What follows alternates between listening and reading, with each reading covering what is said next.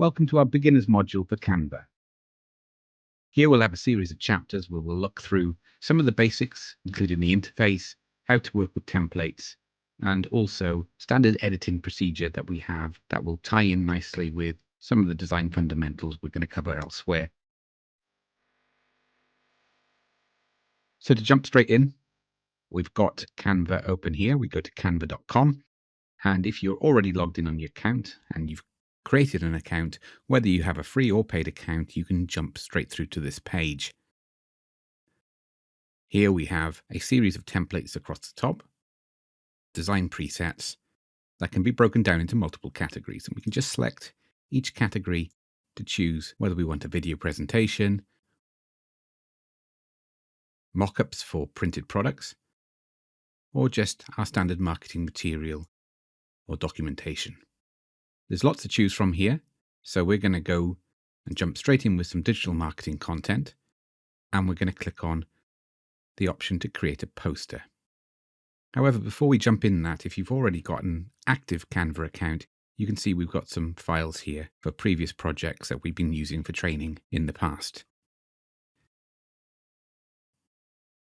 But we're going to be focusing on new designs, and one thing I'll say is this is a beginner level course, so if you're already familiar with Canva and you want to jump into some of the more advanced techniques and tricks that we have in store, you can skip this entire module and jump in at a later stage. But let's crack on. I'm going to click on Poster, and now we are loading up an empty canvas ready to go. So we're not going to delve in with too much more in this chapter, but one thing we will do is have a look at some of the starting templates. So we can flick through some of the options that are suggested here. Oops, clicked on that by accident, but we'll come back to that shortly. And we can flick through some of the options that we have available in each of the chapters. So if you click on one and it's the wrong template, don't panic, it won't stack them up on top of each other. As you can see, it's got rid of the first template as we add in the second. So every time we switch to a new template, it clears the canvas and changes it around. That means that you can play with a number of different options before you settle on a starting template that you want to work with. As part of this course, we'll be showing how you can create your own bespoke designs without the need for templates. But we have to start somewhere. One of the challenges you'll find with templates is the amount of content that's displayed on them. Here, for example, we've got a template that we could change all of this content. However, the step 1, 2, 3, 4, we've got a finite amount of space that we can add our content into. Go with just step 1, 2, 3, 4, and then all of a sudden, our content's going to look a little thin on the ground. Vice versa, if we were to put a lot of content in, we're going to end up with content spilling over the edge or reduced to such a small size that it is almost illegible on the final design. I've just got my Grammarly extension popping up there. I better leave that running. There we go. So here's an example where we've got step 1 through till 4, and they're looking a little bit empty there. So we have to still manipulate templates a lot of the time when we're working with them. So we could, in this case, select all of the text and then bump up the font size.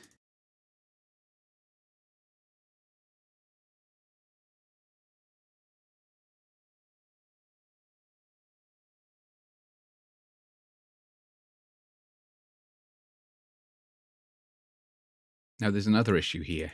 Now we've increased the font size, we can see that the gaps between them aren't consistent. So we may need to then adjust accordingly, so I could stack them up.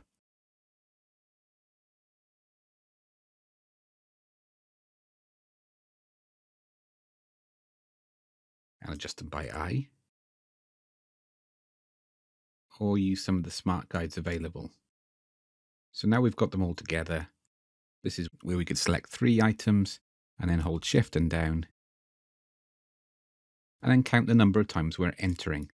So I then select those two and go Shift, and then the down arrow, or down cursor, 1, 2, 3.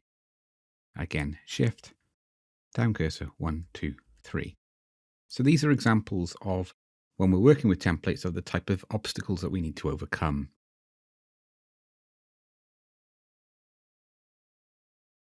And now we have a design that's starting to take shape. If I wanted to switch to another template, of course I can. And I might pick a simple one to go with, which is this quote. At this stage, I could maybe get rid of some of this background and swap it out with a photo. So this is where I can go to Photos, choose from the stock library available. And as we can see, because that template was selected, it's dropped it straight in there. We don't want that. We want to keep a solid outline. So what you can do is drag the photo over top of the background. Or we can go to the background option and choose pre-existing patterns, textures and photos. There's no right or wrong. This is your design. But it just shows the range of options that we have available. Of course, we can change the color of this template and also the color of this backdrop to a point.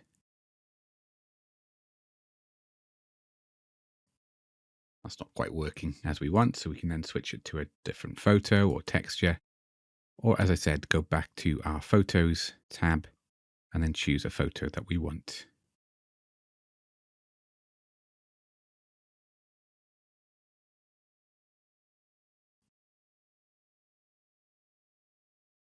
Lots of options available, also lots of choice in terms of how we want it to be displayed. We've got an overlay here that I've just added in. So we're not going to dwell too much more in this chapter. This is just to give you an idea of how Canva can work. In the coming chapters, we're going to have a look at some of these tabs in more detail and then show you how we can customize starting templates to match your requirements for your project.